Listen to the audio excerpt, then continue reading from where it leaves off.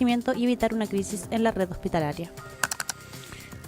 Bueno, lo que se aclara en todo caso que no se está en un número crítico en la región metropolitana, que las urgencias, por ejemplo, en este instante están cubiertas y no es que los pacientes tengan el peligro de estarse muriendo por falta de sangre, pero sí lo que podría ocurrir es que de pronto se debieran suspender algunas atenciones que requieran transfusiones selectivas si es que hay una situación que se mantenga en el tiempo como ahora. Ahora, como termina la época estival, se entiende que también cambia el panorama y también esta situación debiera revertirse como ocurre al parecer todos los años. Ya está dicho en la introducción que hay que considerar que el abastecimiento óptimo de donantes de sangre que necesita la región metropolitana para que la red de salud cubra las necesidades de personas que sufren, por ejemplo, accidentes, que están sometidas a operaciones o que necesitan transfusiones como parte de algún tratamiento, como por ejemplo es el caso de los pacientes oncológicos, es de más de 400 voluntarios, 450 voluntarios. Ese es el nivel que se tiene que tener. Ahora, durante la época estival, muchas personas que viven en Santiago salen de la ciudad, lo que reduce obviamente también la cantidad de donantes. Pero los riesgos, por ejemplo, de accidentabilidad o de requerimientos, no se toman vacaciones, por decirlo de alguna manera, ¿no? Entonces, por lo tanto, es necesario colocar este tema en el debate. Y lo que nos permite hablar de esta contingencia y contextualizarla para ver la dificultad que tiene en este instante, especialmente en la región metropolitana, nos permite también elevar la mirada y aprovechar esta contingencia para hablar de la donación de sangre en nuestro país. Por eso, profundizamos hoy como nuestro primer tema en Doble Clic. En Tele 13 Radio hacemos un doble clic. Conduce Ramón Ulloa. La doctora Cecilia Carrasco, directora subrogante del Centro Metropolitano de Sangre, está con nosotros aquí en el estudio, nuestra primera entrevistada de esta temporada. Así que bienvenida, doctora. Muchísimas gracias por estar con nosotros. Hola, Ramón. Un gusto para mí estar acá. Doctora, primero, a partir de los datos de ahora y de un poco la explicación introductoria que hemos dado, ¿cuál es la calificación que tenemos de este momento? ¿Es una cosa, como decíamos, habitual que se da todos los años en esta temporada? O sea, primero hay que entender que la donación de sangre es bastante dinámica en el tiempo y que efectivamente en la época estival hay una baja de donaciones, lo que nos hace estar como bien alerta, digamos, para evitar que esta baja sea muy intensa y que por lo tanto bajen demasiado los donantes y por tanto que tengamos que suspender las transfusiones, ¿verdad? Efectivamente, durante las 2 últimas semanas de febrero, yo creo que hubo una mayor salida de veraneantes desde la región metropolitana hacia los lugares de veraneo, ¿verdad? Y se experimentó una baja de aproximadamente 25% de lo que debiéramos tener. Y a raíz de eso, ya que estábamos, como salió en una nota, un poco superior sobre los 4 días de stock, comenzamos, digamos, a avisar para incentivar la donación entre las personas que estaban en la región metropolitana. Hoy día el stock está mejor. El stock está con más días. El día sábado, el día viernes fueron bastantes personas a donar, pero quisiéramos estar en un nivel mucho más óptimo, ¿verdad?, para poder enfrentar marzo de la mejor manera posible. Durante el verano se suspenden cirugías, eso es verdad. O sea, más que se suspendan por una cosa lógica, salen de vacaciones las personas, claro, los médicos también, ¿verdad? Y la actividad un poco disminuye. Sin embargo, la parte de las urgencias y los pacientes hospitalizados están en los servicios hospitalizados, en los servicios de urgencia, y se está requiriendo igual sangre todos los días. Esa es una realidad. Por eso yo decía que las urgencias no se toman vacaciones. No se toman vacaciones, los pacientes que están hospitalizados tampoco. Ahora, ese requerimiento en todo caso, o ese cálculo para ese tipo de necesidad, por ejemplo, en la urgencia, ¿eso sí no ha estado en peligro en estos días? No, las urgencias en general han estado resueltas, ya no hay problema en eso. Pero uno no quiere llegar al límite, claro, ¿verdad? O sea, hay que estar observando diariamente el stock y si es necesario, si uno ve una baja, uno tiene que actuar al respecto. Y en ese sentido, nosotros hacemos varias acciones. Hacemos call center, contactamos a nuestros donantes a través de mail, los llamamos, somos bastante cargantes de repente y les pido disculpas ahí en eso porque llamamos porque hay una necesidad real, ¿verdad? Y uno no quiere que esto disminuya más. Hacemos también difusión radial, tenemos algunos spots que pasamos en algunas radios que lo permiten, ¿verdad? Y estamos tratando de siempre poner el tema en la mesa para que los donantes no bajen. Doctora, aparte de la época estival, ¿ha habido algún momento por otras circunstancias? No sé, se me viene a la mente en el tiempo de la pandemia, por ejemplo, Bueno. en donde hubo problemas también de la naturaleza, una mayor necesidad producto de Sí. las limitaciones que teníamos. Sí, o sea, la pandemia fue un momento súper difícil para nosotros, hubo una caída importante, se vio en los meses de mayo de ese periodo de pandemia, siempre hubo en mayo una baja bastante importante. Fue difícil porque nosotros, además de la actividad que teníamos en el centro de sangre y en los hospitales, nosotros hacemos actividad en terreno y salimos a muchos lugares a hacer colectas móviles. Y esa parte se vio bastante disminuida en un inicio porque no podíamos salir, ¿verdad? Y después no todo el mundo abría sus puertas porque las empresas no estaban funcionando, estaban con teletrabajo, entonces fue bastante difícil y tuvimos que irnos inventando cosas para poder subsistir. Y durante el año en general se ven periodos de baja que nosotros ya tenemos reconocidos, las vacaciones de verano, como veíamos, las vacaciones de invierno de las universidades, el periodo del 18 de septiembre y los fines de semana largos. Nosotros sabemos que en esos momentos el stock tiende a bajar y por tanto tratamos de prevenir haciendo campañas previas para que las personas vayan a donar antes.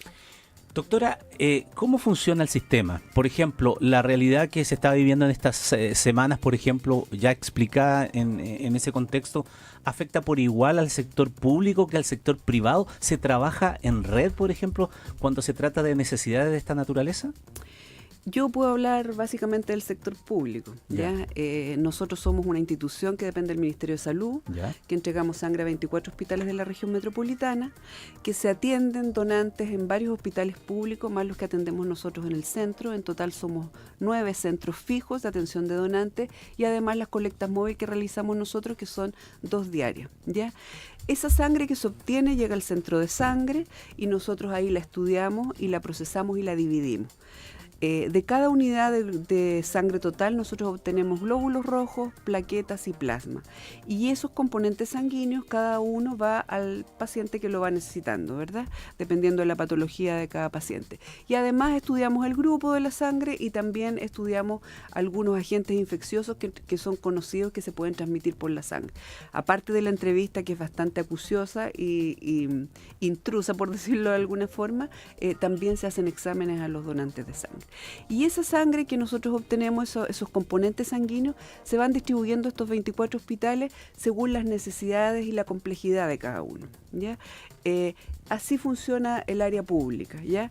En el área privada la verdad es que no sé bien, sé que existen todavía bancos de sangre y entiendo que también hay algunas asociaciones entre algunas clínicas, pero no lo tengo claro. Claramente cuando hay una necesidad independiente, una urgencia real, vital, independiente del lugar donde se produzca, el servicio público apoya a los privados igual. A eso me Sí. refería un poco también de cómo se opera en una urgencia específica, porque de pronto hemos escuchado, no sé, incluso ahora con noticias contingentes de personas con connotación pública que se ha pedido donantes de sangre Sí. que han estado en alguna institución privada de salud. Entonces uno dice, a propósito de la conversación le surge la duda, bueno, pero si está en un centro privado y tal vez es más acotado, no está en esta centro así que está más en red como usted lo ha explicado, si van a tener una necesidad, cómo se revierte aquello. Sí, ante las urgencias vitales, como le comento, se apoya, pero también hay que entender que los recursos Claro. públicos son recursos públicos también, ¿me entiendes? Entonces nosotros también tenemos ahí que ser garantes de estos recursos. Sí. Ahora, doctora, aprovechemos de hacer un poco de pedagogía de esto. Usted hacía allí algún acercamiento a aquello. Por ejemplo, ¿quiénes pueden ser donantes de sangre y cuáles son las restricciones que hay? Bueno, para ser donantes de sangre las personas tienen que tener más de 18 años y hasta los 70 años. donantes que tengan 65 años cumplidos podrían donar siempre y cuando sean evaluados en el momento de la donación, viendo las enfermedades, ¿verdad? Y tener una evaluación más acuciosa. Las personas que tienen entre 65 y 70 años solo pueden donar si han donado en los 12 últimos meses, ¿ya? Ya. Así que son donantes habituales, por decirlo de alguna Ya. forma, ¿ya? Personas de 17 a 18 años podrían donar siempre y cuando, como no son mayores de edad, con autorización de su tutor legal, padre o madre, tienen que firmar un papel especial, digamos, de autorización. Eso como requisito general en cuanto a edad. Peso, las personas tienen que pesar más de 50 kilos, haber tomado desayuno, eso es o almuerzo, dependiendo de la hora a la que vayan a donar. O sea, acá no nos sirven las personas que van en ayuna. Necesitamos que estén ahí fortachones para poder donar, ¿verdad? Tampoco queremos que se coman al desayuno una paila, huevo tocino, pero sí que vayan con un desayuno equilibrado a donar, que las personas vayan bien hidratadas, que no estén cursando con alguna enfermedad infecciosa en ese momento, que no estén tomando antibióticos. Y que cumplan con los requisitos básicos. Súper importante es que las personas que vayan a donar conozcan sus medicamentos, si están tomando algún medicamento, porque la selección de los donantes ha ido variando en el tiempo. En algún momento las personas hipertensas eran rechazadas. En la actualidad, dado que las personas están mucho mejor controladas, va a depender de los medicamentos que consuma y del estado de la persona al donar, cómo está su presión, ¿verdad? Las personas diabéticas que consumen medicamentos orales también pueden donar, Sí. no así las personas que se inyectan insulina, porque ahí hay un grado mayor de diabetes con Claro. algunas complicaciones que pueden existir, complicaciones vasculares, etcétera, quedan excluidos. Personas que tienen alguna enfermedad infecciosa como hepatitis B, hepatitis C, VIH, Chagas, no pueden donar sangre nunca, ¿ya? Personas que están cursando con un cuadro diarreico o que han cursado con un cuadro diarreico importante en las últimas 2 semanas tampoco pueden donar. Las embarazadas tienen que cuidarse, tampoco pueden donar sangre, ¿verdad? Las mujeres que están lactando, si la guagüita ya tiene más de 6 meses, pueden donar. Las personas con tatuaje que lo consultan bastante, Sí. ¿verdad? Si el tatuaje ya tiene más de 6 meses de realizado, puede donar. Y básicamente esto porque a través de las punciones, como es un procedimiento invasivo, uno puede infectarse con algún agente de estos que te nombré previamente a través del tatuaje. No todos los lugares donde se hacen tatuajes cumplen con las normas sanitarias que nosotros quisiéramos. O sea, hay lugares establecidos, ¿verdad? Pero también hay tatuaje domiciliario y también hay tatuaje en ferias libres, o sea, en ferias, ¿verdad? En ferias artesanales. Por tanto, va a variar ahí. Entonces esperamos un periodo de 6 meses para dar tiempo a que si se contagió con cualquier enfermedad, nosotros ya podamos detectarla en la sangre y hayamos pasado ya el periodo de ventana. Las personas que se han hecho endoscopías también tienen que dejar pasar 6 meses. Bueno, hay un montón de... Pero, Sí. pero ¿sabe qué interesante? En todo el detalle que usted ha señalado, lo primero, porque yo me quedé hace ya bastante tiempo con que habían ciertas enfermedades de base que eran no, no y no. Por Sí. ejemplo, claro, la hipertensión, no, por ningún motivo, incluso diabetes, aunque sea una diabetes controlada. Ujú. ¿Eso ha ido variando entonces en el tiempo? Sí, porque claramente la medicina ha ido variando y por tanto los pacientes están mejor controlados, ¿verdad? Y se va monitorizando. Y Habló- los medicamentos también. Habló son de la distintos. hepatitis, pero de una serie ella dijo hepatitis B, Sí. hepatitis A, la más La común. hepatitis A, que es la hepatitis más común, que es la hepatitis que uno se contagia por consumir alimentos contaminados con deposiciones, ¿ya? Es una hepatitis que en general la gran mayoría de las personas nos hemos contagiado a lo largo de la vida. Generalmente es. se produce cuando uno es niño. Rara vez es sintomática. Los pacientes, las personas que nosotros vemos que se ponen amarillas, ¿verdad? Son los menos, no es el mayor porcentaje. La mayoría nos contagiamos de manera inaparente y esa hepatitis no se transmite a través de la sangre. Las personas en general se mejoran, no hay transmisión. Pero la hepatitis B y la hepatitis C son hepatitis que uno puede quedar como portador y por tanto transmitirlas al momento de donar sangre a un paciente que está necesitando. Lo pregunto porque ya que estamos en esto, yo tuve hepatitis A sintomática cuando pequeño y yo recuerdo que alguna vez en estas situaciones de donación de sangre me dijeron, no, tuviste hepatitis. Pero nunca me No. preguntaron Lo qué que- tipo de lo hepatitis que- fue, sino claro. que de inmediato me descartaron. Lo que pasa es que tampoco antes se hacía el test de hepatitis como para determinar qué tipo de hepatitis fue. Por lo tanto, uno asume que si una persona tuvo hepatitis antes de iniciar las relaciones sexuales, esa hepatitis es A. y después de iniciar las relaciones sexuales y no tiene un test que diga que es A, B o C, o E, etcétera, nosotros ahí podemos asumir que podría haber sido una de estas hepatitis que se contagian a través de las donaciones. Habló también del periodo de ventana, ¿ya? Y ahí lo explicó, ¿no es verdad? En el sentido de los tatuajes. Pero ocurre para todo el concepto de periodo de ventana. ¿Es un periodo de seguridad necesario para todo tipo de donante? Sí, el periodo de ventana es el periodo que transcurre entre que uno se contagia con una enfermedad y que los test de laboratorio disponibles pueden detectarla en la sangre. En general se miden anticuerpos, pero hay varios tipos de test, ¿ya? Y ese periodo de seguridad y va relacionado también con las técnicas de pesquisa de estas enfermedades. Y ese periodo de ventana es de 6 meses en la actualidad. Con 6 meses nosotros nos aseguramos que cualquier contagio que haya tenido esa persona por una exposición de riesgo, ya lo vamos a poder detectar en su sangre. Estamos conversando con la doctora Cecilia Carrasco, directora subrogante del Centro Metropolitano de Sangre, y aprovechando esta contingencia y este llamado, ¿no es verdad?, respecto de la baja de donantes en este periodo estival, aprovechamos un poco más de hacer pedagogía y de resolver algunas dudas. Por ejemplo, ya que estábamos hablando de ciertas restricciones, el año pasado salió en la prensa, por allí por mayo recuerdo, una crónica donde hablaba de una persona, de una señora venezolana que reclamaba y denunciaba que no la dejaban donar sangre.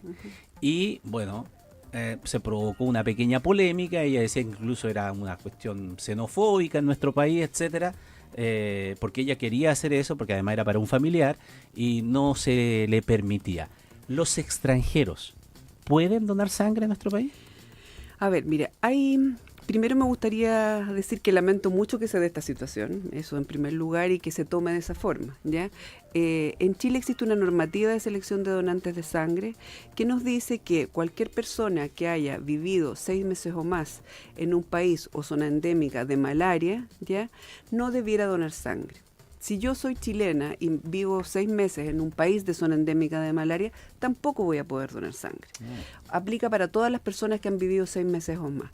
También personas que han vivido en los primeros 5 años de su vida en un país que es zona endémica de malaria. En la actualidad nosotros no tenemos un test que detecte malaria en los donantes de sangre. Los test de malaria que existen van orientados a pacientes, a enfermos, pero no a personas sanas, y los test ahí tienen una diferencia, ¿ya? Por tanto, no existe cómo pesquisarlo, cómo buscarlo, y las personas que han tenido malaria o que han vivido en un país podrían haberse contagiado y no saberlo y estar y poder propagarlo. Eso. Pero yo lamento que se dé esa situación de verdad, porque nos han llegado varios reclamos y reclamos también a distintos lugares, no solo al lugar donde yo trabajo, ¿verdad? Porque creo que a veces puede costar entenderlo, o a lo mejor nosotros no somos explícitos en transmitirlo y podemos hacer que la persona sienta algún tipo de discriminación, pero no es eso. Ya, pero hay una reglamentación ahí bastante clara, sí, y no habla de nacionalidad, sino que habla de la zona, sí, zona de la por zona, la malaria. Y sea chileno o extranjero que vivió en este país 6 meses o más. Sí.